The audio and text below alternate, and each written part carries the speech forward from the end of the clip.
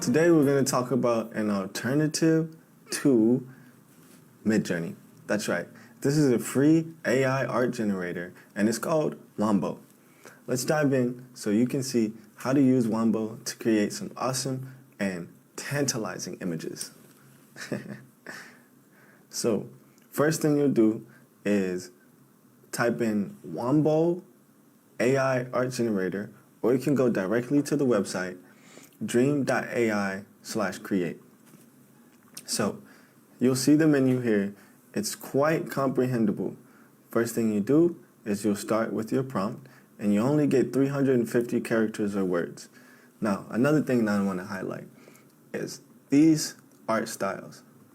Based on the small image on the art style, you'll have to imagine what type of image that you're going to get.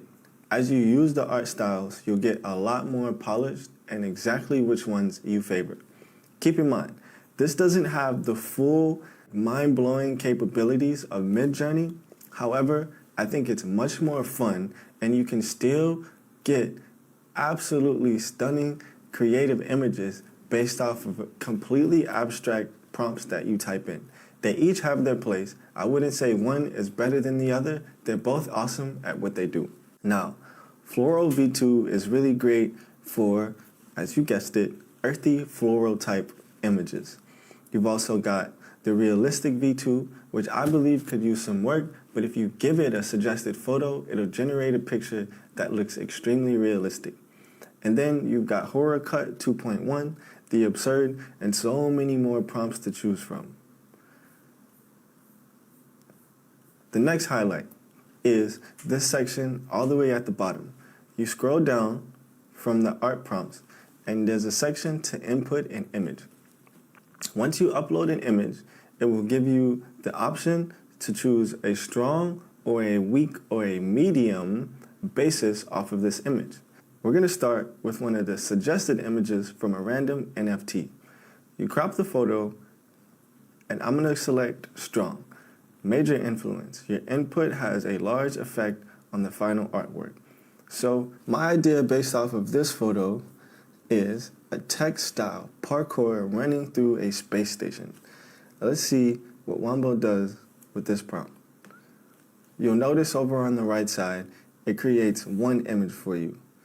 If you have the advanced version that you pay for, it'll generate more images at once, but I'm going to show you how to get around that and why it's unnecessary.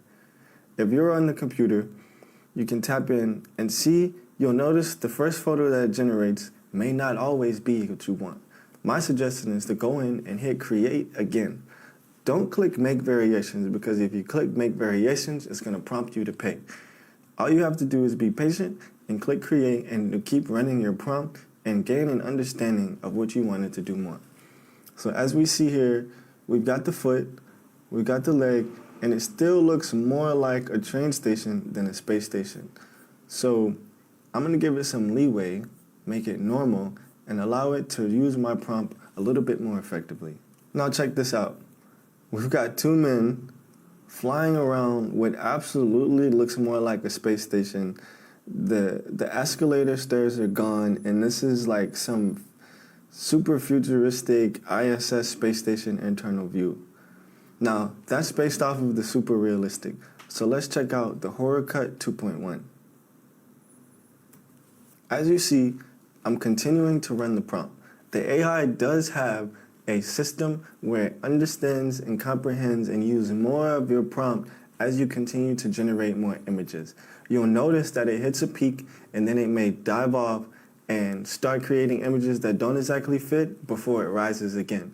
So once you start finding what you like, I highly recommend to save these photos, because what you can do is actually re-input the photo that you saved and delegate whether you want it to be strong, medium, or major influence on recreating the image until you get exactly what you want.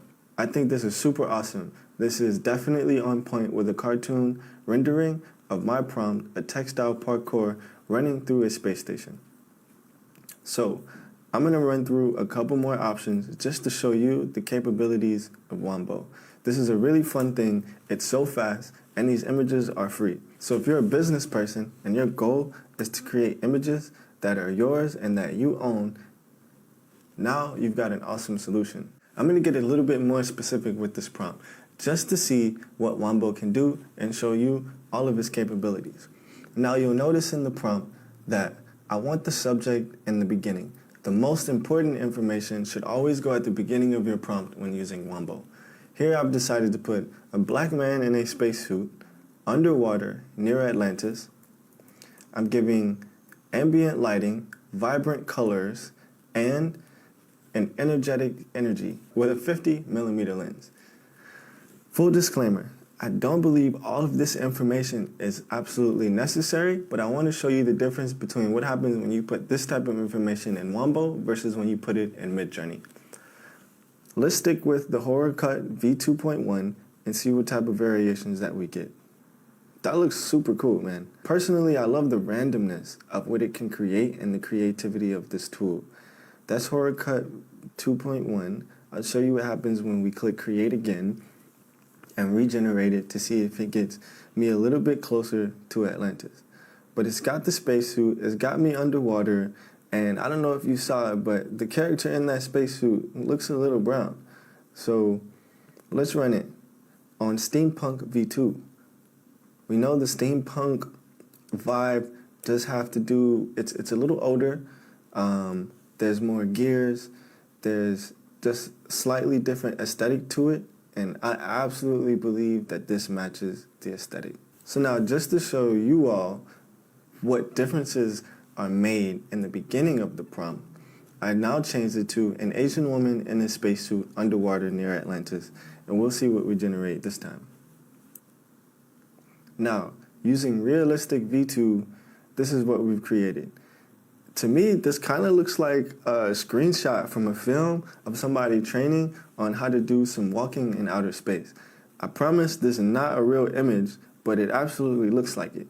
And you may notice that with humans, the images can be slightly distorted at times, but just work with it, alter your prompt a little bit, maybe be less specific when it comes to Wombo, and let it do what it does. So here we go, another example of the realistic photo.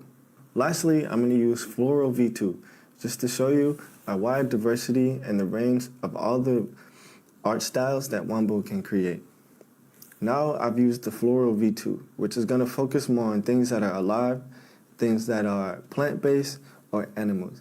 And as we see, this photo is, it doesn't really have much to do with Atlantis, but if we look at the prompt, it's got an Asian woman in a spacesuit underwater. So if I take out the information about the lighting, the ambience, and all of that, let's see what it creates now on this next iteration of Floral V2.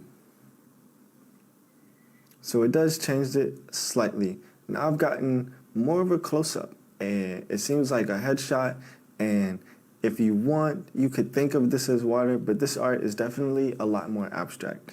And of course, that does have to do with the prompt that I've put in. And speaking of abstract, let's see what happens when we click the abstract art style. Well, it looks like there's our little astronaut, and this is absolutely classified as abstract.